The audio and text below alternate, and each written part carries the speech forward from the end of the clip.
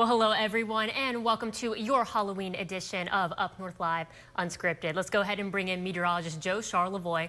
Joe, we've been keeping an eye on things in downtown Traverse City tonight, mostly monitoring how many trick-or-treaters are out, but monitoring some of the weather as well, and it's been fairly nice for the most, maybe a little bit of rain, but fairly nice. Yeah, you know, it's not been raining everywhere. We've had a few showers pass through, but, you know, it's not been raining consistently steady for much of the area, which is nice. And temperatures are actually right where they should be for the end of August, the end of October here, generally in the mid-40s. So it's been pretty typical for what we would kind of expect this time of the year. And coming up a little later, Allie, we'll take a look at the weekend. Of course, tomorrow's November. We'll look at the weekend forecast and when we may get a little more rain. All that a little later. All right, thank you for that preview, Joe. In our top story tonight, 36% of American households are dealing with debt from medical care. The latest numbers show they owe roughly $194 billion.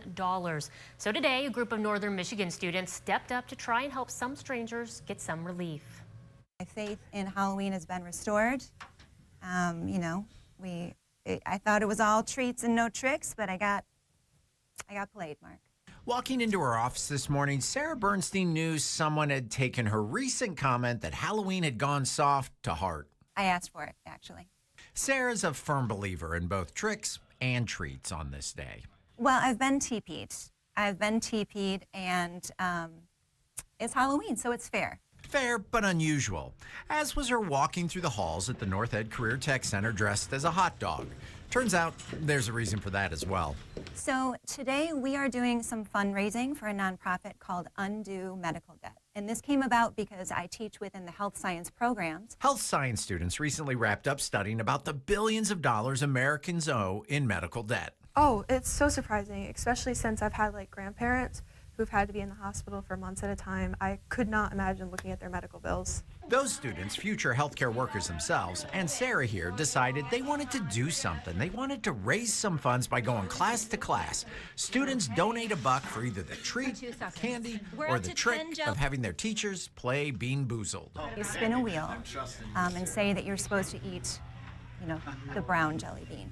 It might be a delicious flavor, or it might be a foul, disgusting flavor. So there's some risk. The money raised today getting matched by an anonymous coworker here who knows all too well how quickly medical bills can add up. He told a story about his daughter being critically ill, being in the hospital in Grand Rapids for months, his wife being terminated from her job because of her absences to be with the daughter, and that when it was all said and done, his daughter was healthy, but he had over $1 million in medical debt. And he was preparing in his mind to lose his home, to be homeless, and his debt was forgiven. And that's what the students here are hoping to be able to do for a stranger with their donation to Undo Medical Debt. It is run by former debt collecting CEOs. So they've taken everything they know about buying up bundles of debt for pennies on the dollar. They take donations, they buy up the debt, but then instead of aggressively pursuing the debt for collection, they forgive it. They negotiate down the debt, and then the donations they get go to pay off the remainder. $2,500 would wipe out $250,000 worth of medical debt, which is insane. I mean, this is for struggling Americans. So that's their goal, to raise $2,500 by May. Today, $1, one classroom, one trick or treat at a time. It feels really good, and it feels like, especially since we want to go into that field, it feels really rewarding to just know that our services, even though they might cause someone debt, that we're helping people get out of that debt and kind of get out of a scary place in their life. And that was Mark Shillette reporting. The students may have gone class to class today, but the effort continues until May or they reach their goal. Contributions can be made online. If you want to help or get involved, we have that information on our website, UpNorthLive.com. Well, it's Halloween night, and we're showing you what 6th Street in downtown Traverse City looked like earlier tonight when our director Dan was down there around 6 p.m. Probably still a very similar scene there right now. 6th Street is one of, if not one of the most popular trick-or-treating destinations in the region. Our anchor Mark Shillette even said earlier this is where he used to take his boys for some candy. Now, not every house is going to have your child's favorite candy, and to prevent any from going to waste, One Emmett County Organic Farm says they have a proposal for you. Here to explain that for us is Brian Bates of Bear Creek Organic Farm. Brian, thanks for joining us right from the store itself. Yeah, thanks so much for having me.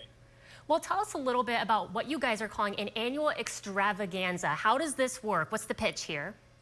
The pitch here is not every kid likes the candy they get, and we have a lot of good food here. So last year we thought, why not offer to buy kids candy and let them turn it into store credit so they could get organic fruits and vegetables for themselves. So that's what the kids get. What do you guys get for collecting all this candy? I'm sure it's a lot of candy. It's so much candy. I mean, last year we had no idea what to expect. We were hoping 20 kids would come. 300 kids came in 2 days. We were completely unprepared. It was 400 pounds of candy, and we really didn't have much of a plan. Our staff said they were going to eat it all, and then pretty soon we realized that wasn't possible. So we got connected with Miss Sawyer's Kids with a Cause in Ludington, which is a youth-led nonprofit that makes care packages to send to active duty military personnel serving abroad. Wow, and we've got some photos that people are seeing online now. So this is so much candy. You said 400 pounds. That number just totally caught me off guard. Yeah, it's a lot. And I don't eat a lot of that candy, and our kids don't love it, but a lot of kids really feel like they've earned it. There's something about trick-or-treating where the kid feels like they've earned it. So we found that this sort of transaction was really attractive to a lot of kids. They were trading in something that they really felt like they earned, and then they got, money to spend. And it gave them confidence and independence. It was really special to watch them shop with the money that they had earned, so to speak.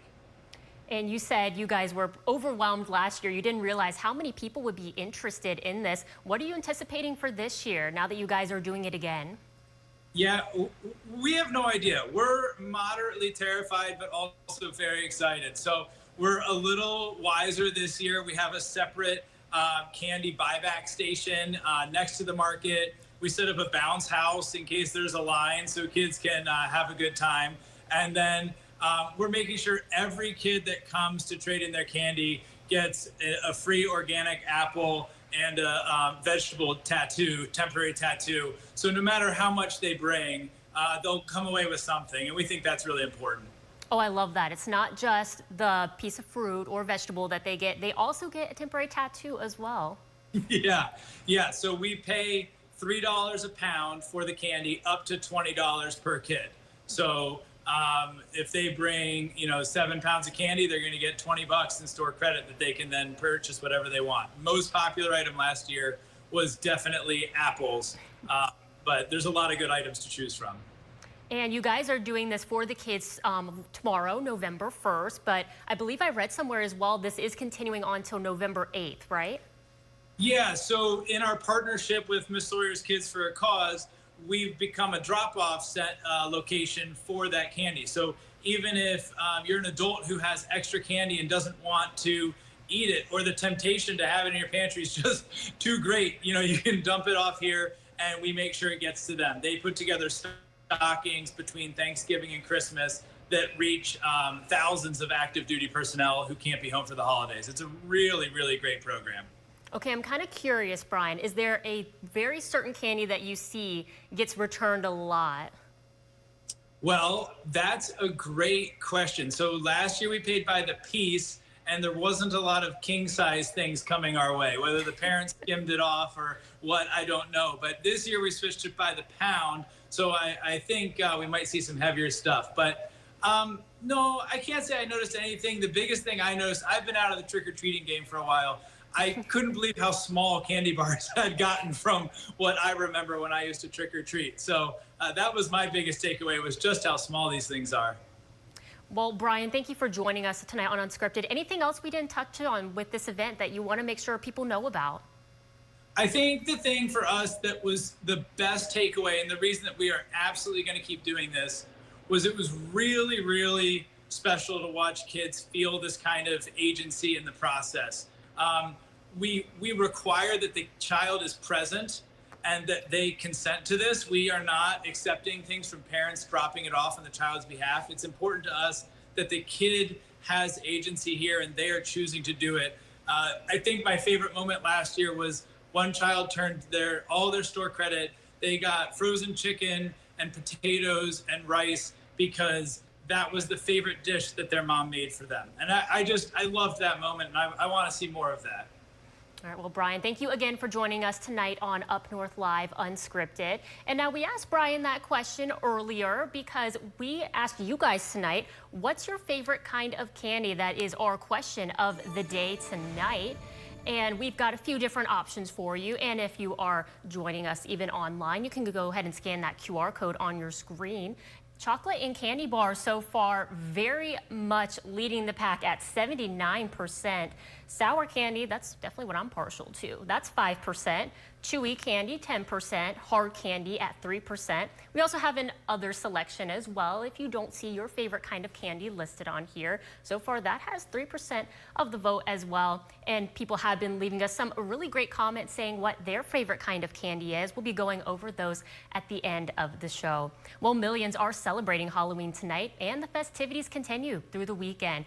That's when a popular corn maze is transforming into a frightening feat, but it's one night only. Staff at Jacobs Farm in Grand Traverse County are getting ready for the annual Thriller Night. The corn maze will close early tomorrow, so staff can make that spooky transformation you see. And as you walk or run through the 40-acre maze, scare actors will be hiding at every turn. Organizers say this is the right amount of fright for a fun and family-friendly experience. These spirits have been hiding in the barn for over a year. They're hungry, they're anxious, they want to stretch their limbs. And so we let some of them out so people get to see them. And there they are right there. The haunts are happening tomorrow night only from 7 p.m. to 9 p.m. And it will happen rain or shine. We have a link to buy tickets on our website, UpNorthLive.com. Well, people from across the state were in Traverse City yesterday for the annual Freshwater Summit. Meteorologist Ethan Foreman was there, and he talked with experts about some of the key issues that are being discussed. With Grand Traverse Bay as a backdrop, a packed room of people from across the state came together at the Haggerty Center for a common cause. This is the 18th year that we've done this, and basically the intent of the conference is to bring people together, have researchers who come, folks who are doing great work to try to protect our freshwater resources.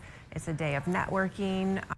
Chrisman says one of the big topics is the health of the Great Lakes. Some of the biggest issues that we have in terms of health on the Great Lakes, definitely climate change. That's a factor where we really don't know the impacts that that's going to have, and so we are trying to better understand how climate change might be impacting all aspects of the ecosystem.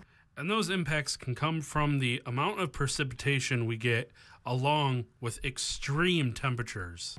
If we have really severe winters, we might actually have fish kills. If we have really warm winters, then the natural cycle of some of our organisms gets a little bit thrown off. Mark Breederland from the Michigan Sea Grant Extension says that low water levels like we are seeing this year can cause some big challenges. When lake levels are low, we have issues at boat launches, we have issues with the commercial shipping industry, how much they can actually put on the water inside each boat. So in a sense, the cost of shipping goes up when the lake levels are low. And then there is the ongoing fight against creatures we don't want in the Great Lakes. Invasive species is another major concern. When invasive species come in, they can completely alter an ecosystem, and they're nearly impossible to eradicate. In Grand Traverse County, Ethan Foreman, Up North Live News.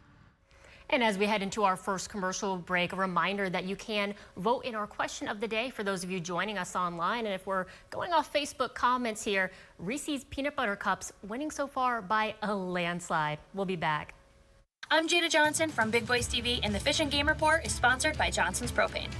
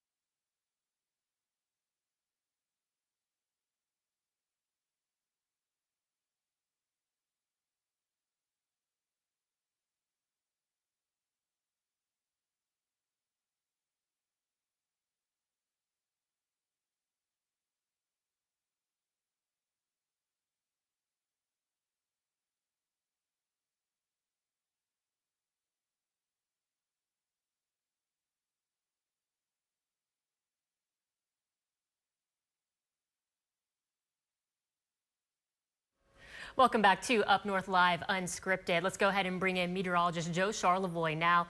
Joe, people had a lot of outdoor plans this evening, including, going out to some of those football playoff games. They've been outside there in Gaylord.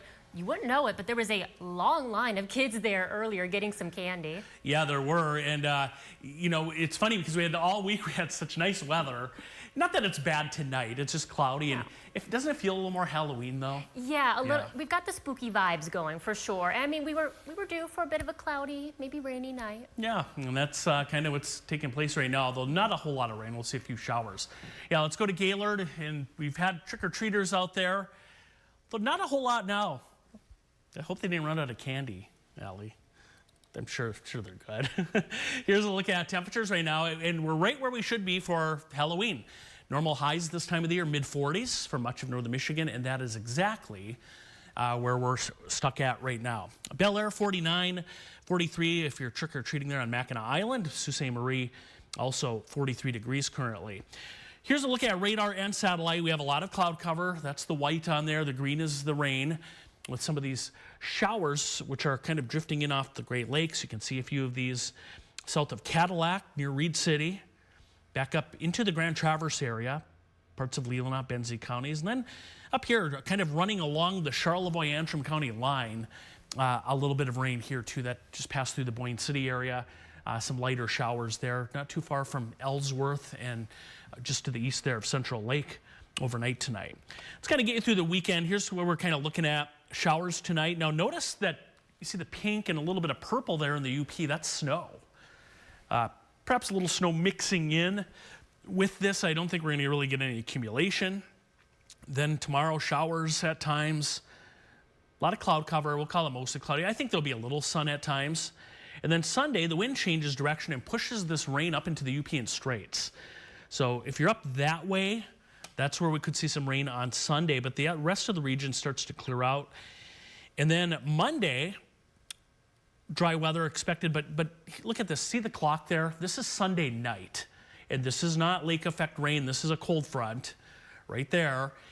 By early morning Monday, though, so this will actually fall, most of this while we're sleeping Sunday night, and then by Monday, we get back to dry weather, kind of breezy Monday afternoon and evening. Next week, let's kind of just run through that too. There's Wednesday, chance for some rain, and then we'll run this out into next weekend, not this one, but the following weekend, maybe a little rain snow mix then too. So we've got these, systems coming through, and they're not extremely heavy or anything, big storms or any stretch like that, but there is the potential for some rain about every 3 days or so coming up here. 40s for the weekend for highs. Remember, tomorrow night, if you really want to do it at 2 o'clock in the morning when we turn the clocks back. Most people, of course, do it before they head off to bed Saturday night. And then Sunday, we're in the 40s. Monday, Tuesday, dry for the most part, and then another chance Wednesday for a few showers, Allie. All right, Joe, real quick while we have you, what's your favorite kind of candy? What do you want in your Halloween bucket? When I was little, I love Skittles. Ooh, okay. Yeah. Skittles. We can still make that happen. All right, okay. All right. Well, we're going to head into our next commercial break, but when we come back, we'll be joining Sports Director Harrison Beebe live from Thurlby Field.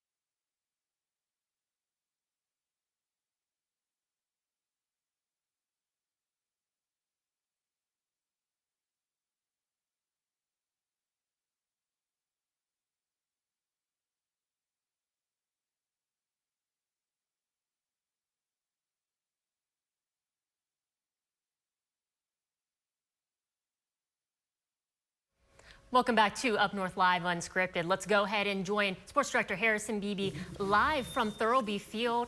It is football playoff time, and Harrison's in his car because I assume things are getting pretty loud out there. We are just minutes away from game time.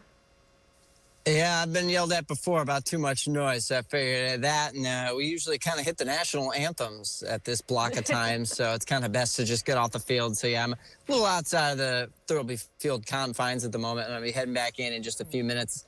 For round two, Allie, just like every other horror movie series, you always need a sequel, and that's what we're getting here between TC Central and TC West. Although last week's game was anything but horrible, a lot of fun. It went to overtime, a 1-point game, and you never really could figure out who was going to have momentum in that one. And hopefully we get the same treatment again tonight. They've met 2 times in the playoffs before, but never in back-to-back weeks. Back then, the games were in the early parts of the season, so this is the first time ever that these 2 teams are meeting in back-to-back weeks. And West has won 3 in a row, dating back to 2 years ago. So could they win 4 in a row tonight, or will Central get that win back and be 3-0 against West in the playoffs? That's really kind of what's up for grabs here. And we've got some other big playoff games tonight, Harrison. What's another one that you're looking out for? We know you're at Thurlby Field tonight for these 2 teams, but what other results are you interested in? Allie, I tell you what, that Glen Lake-Mansalona game, Glen Lake is the favorite on paper, but the Lakers only won by 1 a week ago. They got to be careful. They can't let Mansalona really catch them off guard at their home field, because just like this, is a rematch from last week. And the only difference from last week to this week, if you lose this week, your season is done. So Glen Lake-Mansalona is a good one. Charlevoix-McBain's a really good matchup. Never met before those 2 programs, so excited to see who gets the playoff win there. I've seen them both in person. Very entertaining teams. But again, just like these other 2 games, only one can move on. And Harrison, real quick, we do have some playoff action tomorrow as well. Yeah, Cody Bear is going to be catching a doubleheader, including a game here at Thurlby Field with St. Francis and Boyne City. I am going to be making the trip down to Grand Ledge bright and early tomorrow morning. Hope I get some sleep tonight. Leland in the soccer state finals at 10 a.m. And we'll have highlights of the Comets' attempt at a state championship tomorrow here on Up North Live. All right, well, thank you, Harrison. You'll see Harrison again tonight at 11 for Hometown Highlights. We'll be back.